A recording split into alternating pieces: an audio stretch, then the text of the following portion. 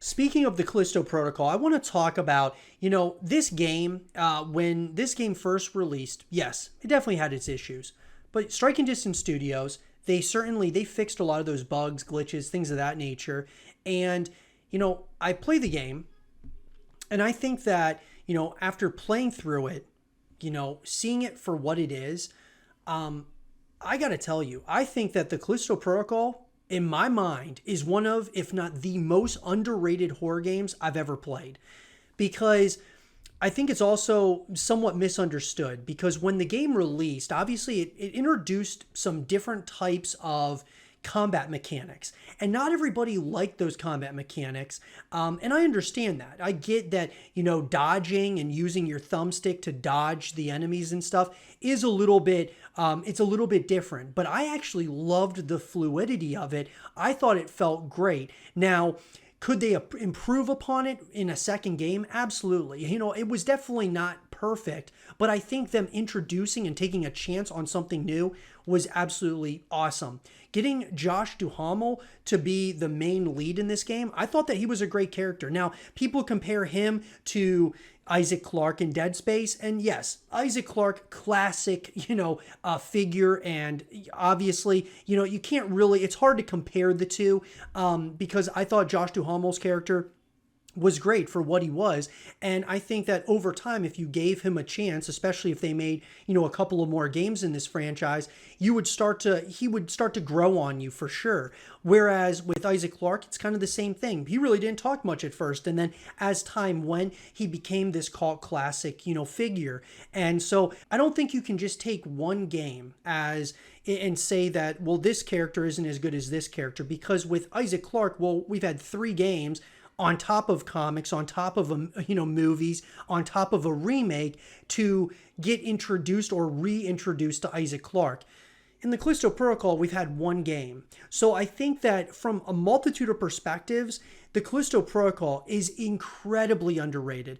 When we talk about from a graphical perspective, I would put the Callisto Protocol up against any other game out there from just from a graphic perspective. Let's not even say any game out there. Let's say any game in the horror genre, period. This game is going to stand up to the best of the best in the horror genre from a graphical fidelity perspective.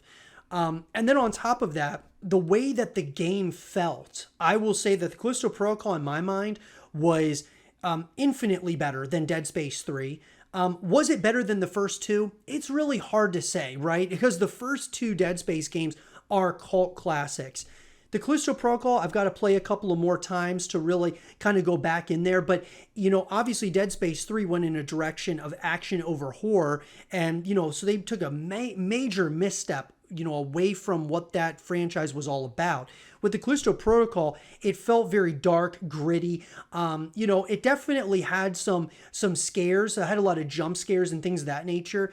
But in terms of it being like really, really unnerving, it wasn't quite as elevated as like a Dead Space 2.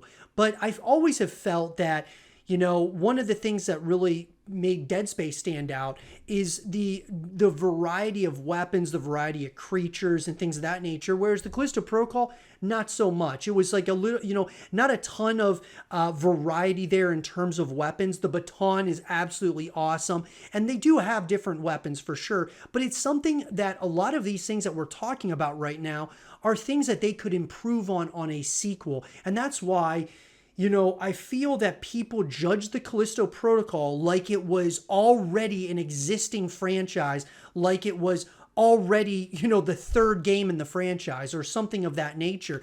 It just felt like they were holding them to the highest standard. And I get it. Glenn Schofield, the guys over at Striking Distance Studios, they should be held to a high standard because not only did they work on Dead Space, but they worked on Call of Duty. I mean, 2 unbelievable franchises. One is like the biggest franchise in the world. The other, one of the biggest franchises in horror game history. And so, there's a lot of pressure there, right?